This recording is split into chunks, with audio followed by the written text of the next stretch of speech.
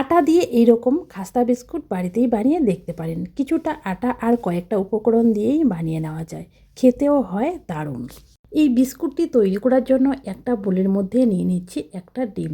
অবশ্যই ডিমটা কিন্তু রুম টেম্পারেচারে নিতে হবে। ফ্রিজ থেকে বের করে ডিমটা নর্মাল তাপমাত্রায় আসবে, তারপরেই কিন্তু ব্যবহার করা যাবে। দিয়ে দিলাম 1/4 কাপ চিনি। ডিম আর চিনিটাকে একটা হ্যান্ড উইকের সাহায্যে ভালো করে মিশিয়ে নেব, যাতে চিনিটা মেল্ট হয়ে যায়। চিনিটা মেল্ট হয়ে গেছে, দেখো ডিমের কালারটাও কিন্তু চেঞ্জ হয়ে গেছে। এবারে এখানে দিয়ে দিলাম 1/4 কাপ তেল। এখানে আমি সাদা তেল নিয়েছি, আপনারা চাইলে সাদা তেলের জায়গায় বাটারও নিতে পারেন। এবারে আবারও হ্যান্ড উইকের সাহায্যে ভালো করে মিশিয়ে নিয়েছি। এবারে এখানে দিয়ে দিচ্ছি পরিমাণ মতো নুন, আর 1/4 চামচ দিয়ে দিচ্ছি বেকিং পাউডার। এখানে কিন্তু অবশ্যই বেকিং পাউডারে নিতে হবে, বেকিং সোডা নেওয়া যাবে না। নুন আর বেকিং পাউডারটাকে আমি আবারও 1 মিনিটের মতো ভালো করে মিশিয়ে নিয়েছি।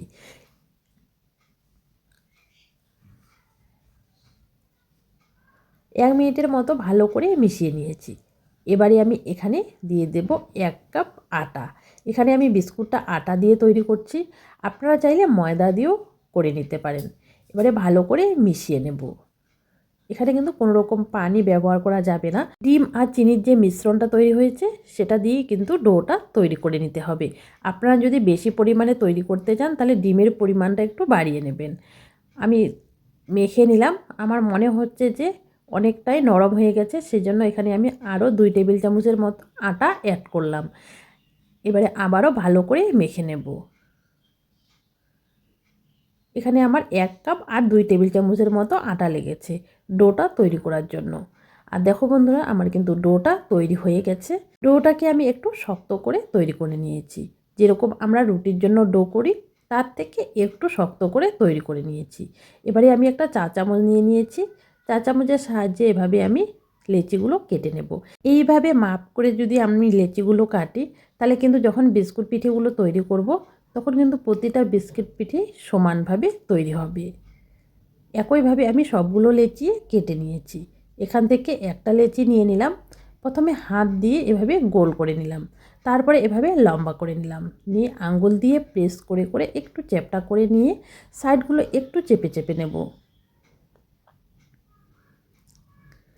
দেখেই বুঝে নিতে হবে আমি কাজটা কি করে করছি, এটা আসলে বলে বোঝানো যায় না।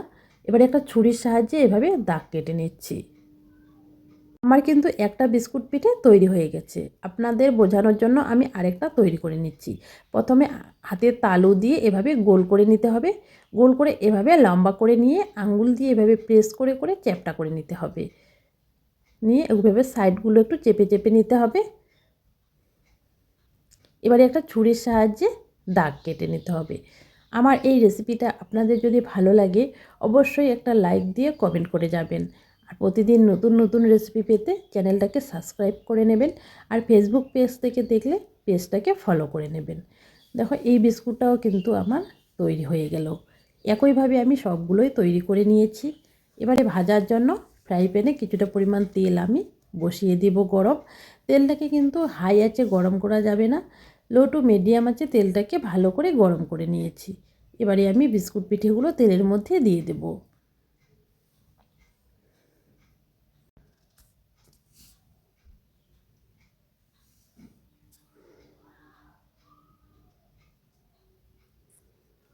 একবারে সবগুলো পিঠে দিব না, আমি কয়েকটা দিয়ে দিলাম, আর কয়েকটা কিন্তু আমি পরে ভেজে নেব। কিছুক্ষণ অপেক্ষা করার পরে আমি উল্টিয়ে নিচ্ছি। আর এগুলো কিন্তু হাই আঁচে ভাজা যাবে না, লো টু মিডিয়াম আঁচে ভেজে নিতে হবে একটু সময় নিয়ে। আবারও আমি কিছুক্ষণ অপেক্ষা করব। কিছুক্ষণ অপেক্ষা করার পরে আবারও আমি উল্টিয়ে নেব। দেখো এই পাশেও কিন্তু সুন্দর একটা কালার চলে এসেছে। এইভাবেই কিন্তু লো টু মিডিয়াম আছে বিস্কুটগুলোকে উল্টিয়ে পাল্টিয়ে ভেজে নিতে হবে। এবারে আমি বিস্কুটগুলোকে তেল ঝরিয়ে তুলে নেব। আর একইভাবে আমি বাকি বিস্কুটগুলোকেও ভেজে নেব।